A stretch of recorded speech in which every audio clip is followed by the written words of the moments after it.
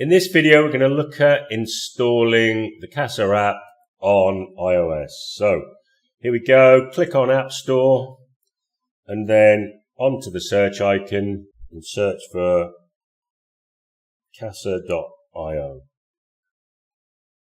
And there you go, right at the top there. Then click on the download button. And then as soon as it's installed, click on open, and then you're taken to the sign in or register screen. And now if you haven't registered, then click on the register button and fill in the respective details as such. But if you have registered, then you'll just click on email address, add your password, and then click on sign in.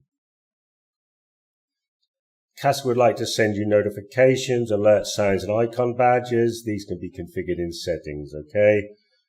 I would recommend, obviously, clicking on allow, and then allow it to access your camera, because you're going to need this for things like your electronic signatures, etc. And there we go. And as you can see here, my dashboard is pretty empty, but I've got one pending swims. If I click on that, then it tells me the project and so on and so forth. And then there's the hamburger menu at the top, which gives me access to all my functionality. And then in the top right, of course, you can see my profile picture, etc., etc. And that's all you need to do to install the app and to log in to CASSA.